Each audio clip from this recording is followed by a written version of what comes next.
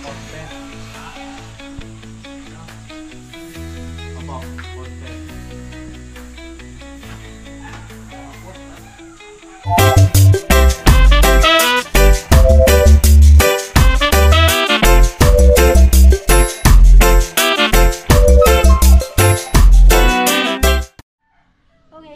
Magandang araw po mga ka-neighbors at magandang araw po sa ating lahat. For today, ang topic naman po natin, kung last video namin ay nakita nyo na nagtatayo tayo at nagbubuhos tayo ng terrace ngayon, babaklasin naman po natin kasi syempre after 14 days or 17 days po inabot, ay eto na po, babaklasin na po uli yung mga katakot-takot na kahoy na inilagay namin. But before anything else, ay thank you po muna ulit sa pag-follow nyo at sa pag-support nyo sa channel namin at doon sa mga napapadaan.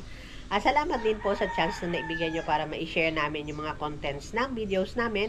At sana po nagugustuhan nyo, please don't forget to like and subscribe na rin po sa channel namin. Okay, sige po, proceed na po tayo. Okay, so eto na po yung continuation ng ating ginagawang pagbabaklas nga sa terrace. Bali, nung una, natanggal na po nila yung pinaka nasa loob nung kalooban ng terrace na yun, yung mga support na tanggal na. Ang natira na lang po ay itong mga nasa laylayan, yung nasa labas mismo ng terrace.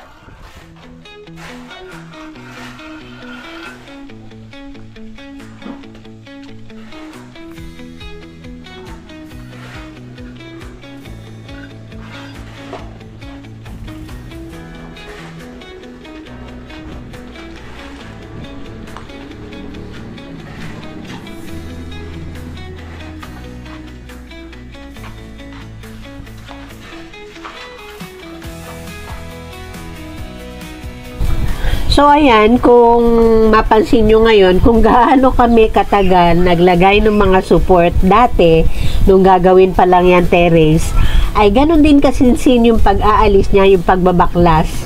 Ganun din kasinsin, siyempre kasi tatanggalin mo yung mga kawad, basta lahat ng ikinabit mo, kung paano mo siya ikinabit, ganun mo din halos siya aalisin eh. Kaya medyo makutkutin yung gawain ngayon.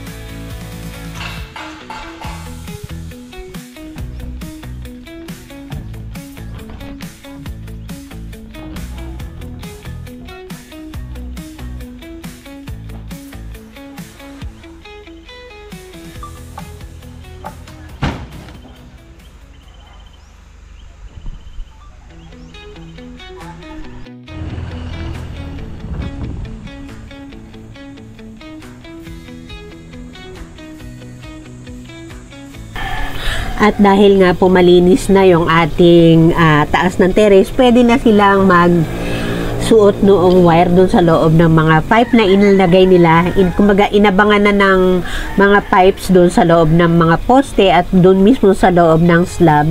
So, ngayon, sinusuotan na po ng wire para sa mga ilaw na ilalagay dito.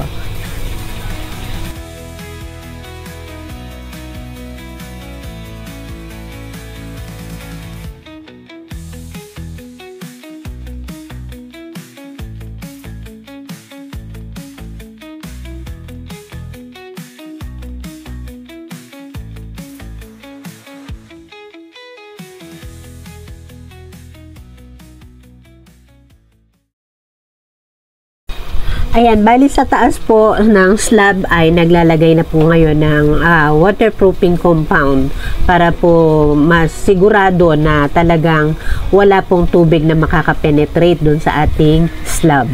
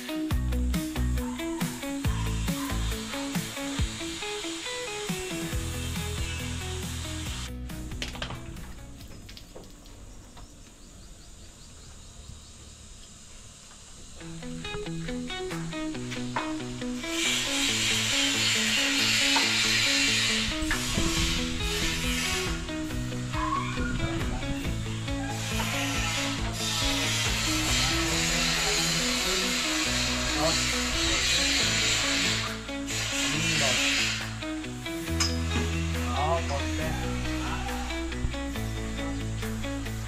Opo, konti.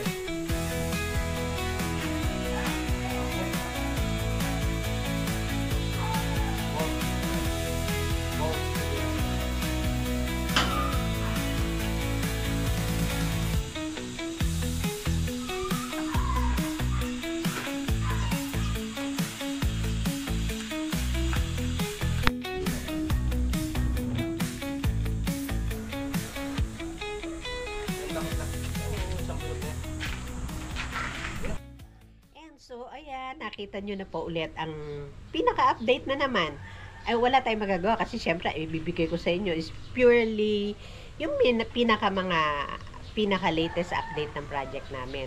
At nakita nyo, okay na, nabaklas na po uli natin yung mga support ng terrace natin at ongoing na po yung pagpipini sa kanya. Medyo matagal na kutkutin pa yon. So, hopeful ako na naandyan pa rin kayo para subaybayan yung aming construction serye para sa project na ito. Okay, yan na lang po at salamat po sa inyong panonood. Bye-bye po!